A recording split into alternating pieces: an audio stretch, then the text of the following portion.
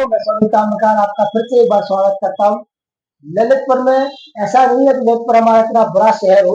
ललितपुर जनपद की तारीफ यदि आप किसी भी क्षेत्र में चले जाइए, किसी भी राज्य में चले जाइए, तो वहां पर यही तारीफ की जाती है कि ललितपुर जैसा शहर आपको कहीं नहीं मिलेगा।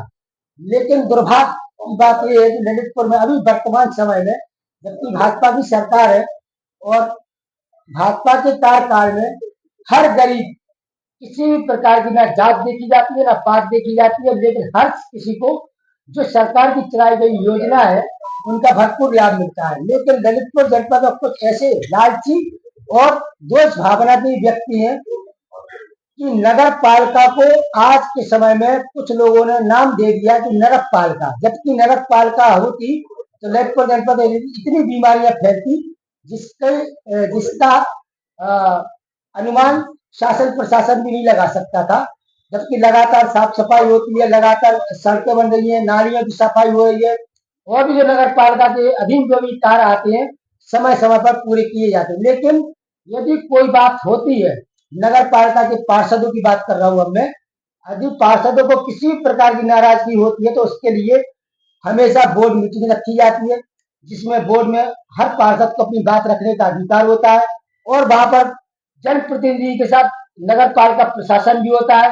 नगर प्रशासन भी यदि आपकी ना सुने तो हमारे ललितपुर के उच्च पद पर बैठे जो अधिकारी है, आप उनसे भी अपनी बात रख सकती है। लेकिन ऐसा यहाँ पर देखने को नहीं मिल रहा है।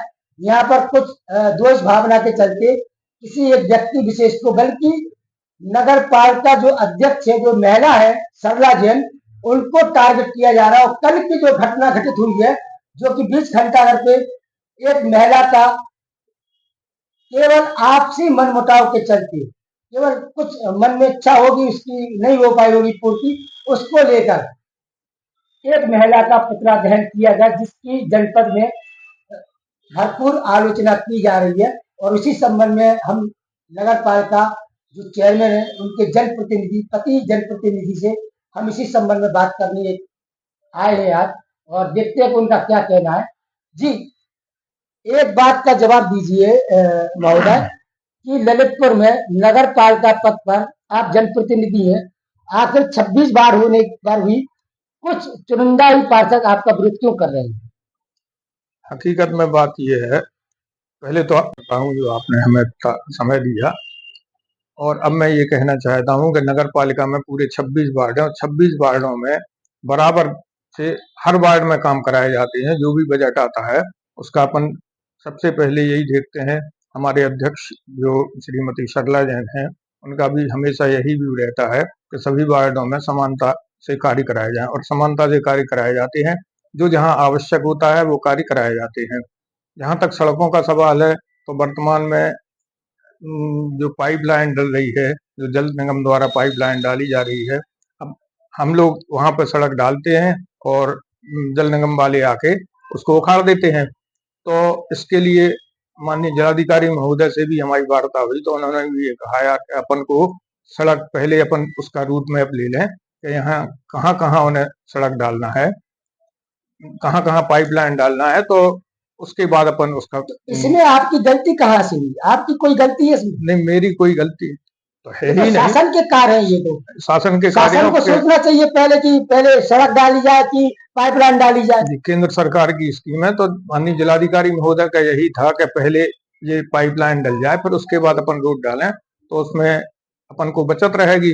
अभी आपने देखा होगा कि अपन ने गिरजाघर लाइन पे, चर्च रोड पे अपन ने पेवर ब्रिक्स करीब 1 करोड़ रुपए के लगवाए गए थे, अभी लगे थे वर्तमान में, मतलब 6 महीना नहीं हुए, और उनको पूरा उखाड़ के अलग कर दिया गया। तो इससे अपन को भी बहुत दुख होता है, और हम भी ये सोचते हैं कि ऐसे ही कार्य कराए जाएं यहाँ पे नगर पालिका की कोई क्षति ना हो।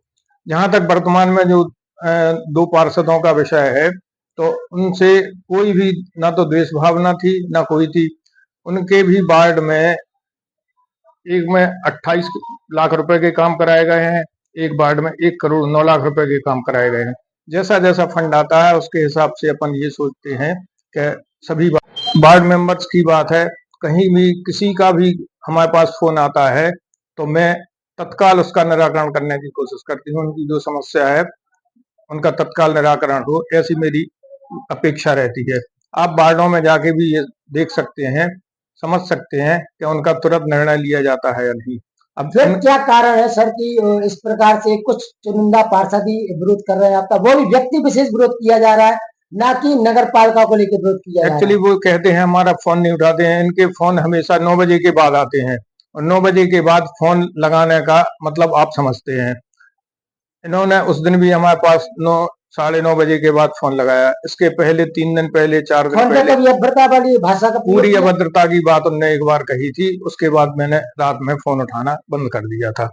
जो उनने 3-4 दिन पहले हमसे कहा था, मतलब उसमें कई बार ये भी कहा कि आप फोन बंद मत करना, फोन बंद मत करना, मैं आपकी रिकॉर्डिंग कर रहा हूँ। मैंने उसको भी नजरअंदाज करते हुए उनकी बात सुनी, और हमने उनसे यही कहा था कि अपन सुबह बैठ के बात करते हैं। सुबह फिर उनका ना तो आना हुआ, ना मिलना हुआ। अभी 3 दिन पहले प्रभारी मंत्री जी का एक कार्यक्रम था, उसमें वो लोग आए थे। अच्छे सब सामंजस्य के वातावरण में उनसे बात हुई थी, कोई ऐसी बात ही नहीं थी। उनने आज तक सामने आके हमसे ये नहीं कहा कि कोई हमें दिक्कत है या कोई परेशानी है। अच्छा, बोर्ड मीटिंग के दौरान क्या होता है, सामंजस्य रहता है कि बोर्ड योजना मीटिंग के बनाते द्वारा बिल्कुल पूरा सामंजस्य बना रहता है, और हर बात सबकी सुनी जाती है, हर बात समझी जाती है, और उसका क्रियान्वयन भी होता है। फिर क्या कारण रहा कि एकाएक जाके पब्लिक प्लेस पे जाके अब एक जनप्रतिनिधि नगर पालिका अध्यक्ष का पुतला दहन करना, ये कितना कैसा संदेश जा रहा है इसमें ललितपुर जनपद मैं वासियों खुद को? भी नहीं समझ पा रहा हूँ कि क्या बात थी। ना तो कोई उनसे बात थी, ना उनने कोई हमसे बात की, ना उनके वार्डों में ऐसा हुआ है कि उनके वार्डों में काम नहीं हुआ है। सभी के वार्डों में काम हुआ है। अब उनकी क्या भावना रही है, इसको